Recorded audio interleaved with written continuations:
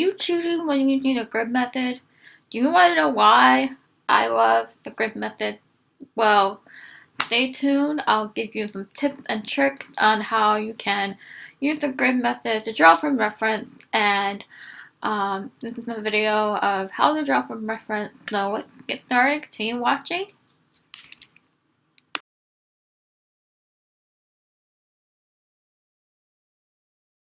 Are you bored and drawing the same thing over and over again? Do you want to draw from reference? Do you want to learn new things and try to draw from reference and do studies? I'm going to show you a way that you can do that by using the grid method and how I like to use the grid method and basically learn and study from it. The grid method, what I'm talking about, is just 1-inch squares across the paper.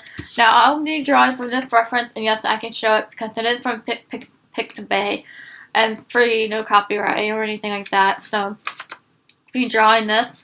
I'll probably post it on screen somewhere, like a color version of it. But yeah, so we're gonna go ahead and get started with some tips and tricks on how you can use the grid method in your work. So I've been recommending it to some people, and a lot of times artists might think it's cheating, and I don't think it is, to be honest. These tips, for one, it helps you position your composition on the paper, and for two, it makes your drawing a little bit bigger, and number three, you can get accuracy and by using the grid method both on your reference and on your drawing paper, and I'll show you that in a minute.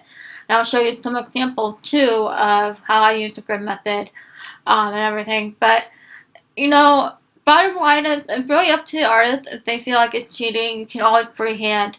You can always freehand. You can always draw section by section, which is basically what the grid method is. You draw each square. You use vertical lines and horizontal lines to make these squares.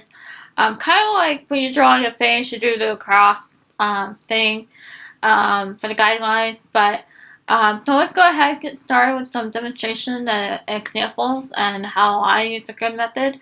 It is very it saves a lot of time. Usually when I do portraits, with the cross and on the face, um, those take a few days. But when I do the grid method, they take around 3 to 4 hours or 5 hours, depending how complicated the subject is. But I've been having a lot of fun with it. Been able to place it better on my paper, and yeah, so let's get started. Don't forget to like, comment, and subscribe to the channel if you're new here. I do cartoon drawings, grid method, all portraits, pen stuff. So yeah. Cool.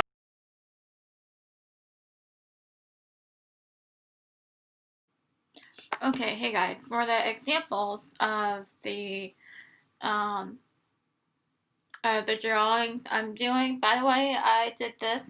Uh, Basically, what you do is you make a mark every inch of your vertical line and horizontal lines, every inch, and that'll create your square. I'm using this little triangle thing here to measure, but you can use a ruler or anytime. Don't have to be so fancy with it, but this is what I'm using when I have a hand.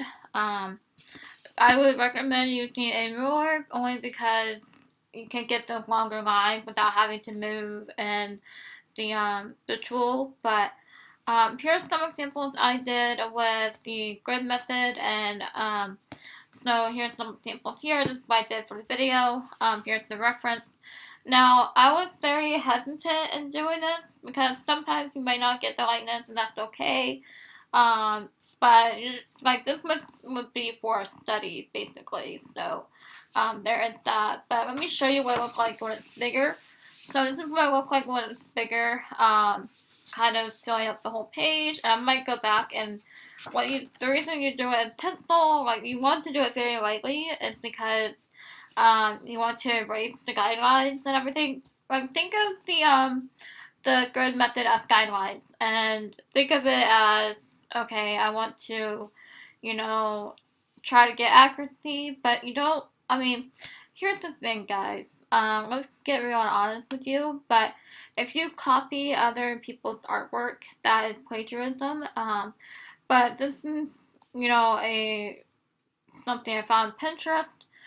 It's not an artwork or anything, but it's just a picture reference. I would show you, but copyright reasons. But, um, anyways, so that's the difference between why I think the grid method is not cheating. It can really help you with placement, and it can just really help you guide, especially if you are a beginner and you're just starting art. Like this is the Ariana Grande portrait I did last night. This took around 3 or 4 hours. I'm very happy with it, and it just looks realistic. So I'm happy with the hair. That was a lot of fun. Another portrait I did with Demi Lovato, and I'm very proud of this one. This took a couple of hours as well. Um, Probably around 5 hours, I think. I had a lot of fun with this one as well. So um, I'm very happy with it and how that came out. So when I do studies and studies like this when they're smaller, this would count as study as well. And I might go back to it later on, um, after I'm done recording to shade it. Now these are with ballpoint pens. Like so, I was just having a lot of fun trying different pens and what they can do. That's what good for a study is. So if you guys have any questions of why I love the grid method, um, so number one, it can help with accuracy. Number two, it can definitely help with positioning and composition wise on your paper. Like you saw the recent portraits I did of previous pages, that they filled up the whole page. So the grid method is good for that because I was drawing little like ovals and trying to get the composition right and with that, but it can help you in so many ways. Now, copying, it's up to you if you think you're cheating or, but it's a technique. Let's call it that. It's a technique.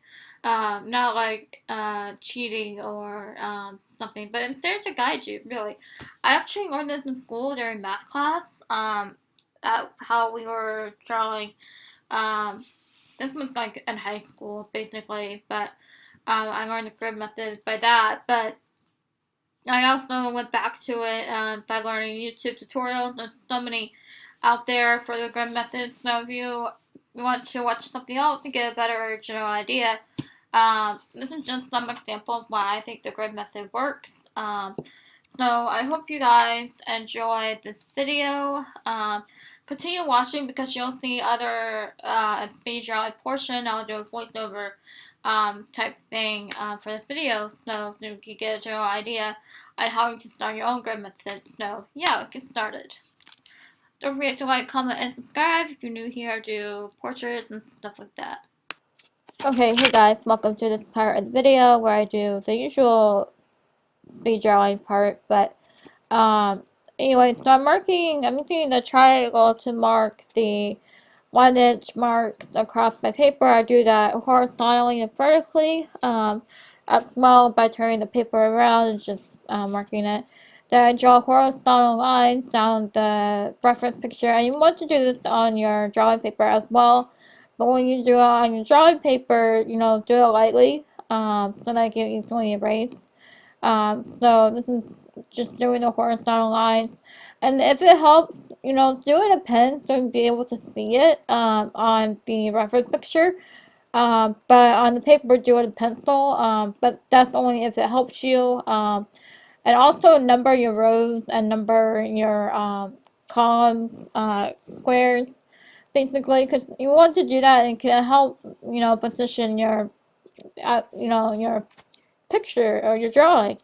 The reason I say do that is because basically it will help guide you where to place things. And say you have a square, you have one, okay, you have one square, and you go down 2 squares, like go, it's kind of confusing, but you get what I'm saying. So anyways, I'm just checking the reference and marking in my reference numbers so I can do that on the reference picture. And you want to match the same amount of squares you have on your reference to your drawing paper as well. So you want to do that. So here I am drawing the horizontal lines and vertical lines, and it can help if you change the ruler to match that. So that way you won't have to fight it. But um, I hope it'll help you, and in the next clip we'll go over um, how to sketch using the reference.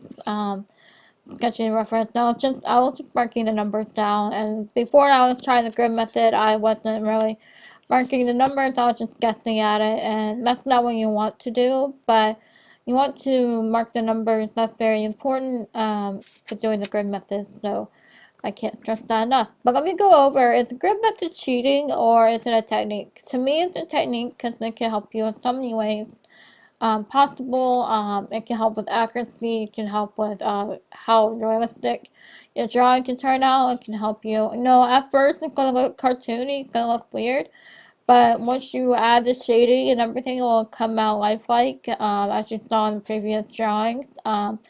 So I mean, it's up to you how you want to go about it and what your viewpoint is.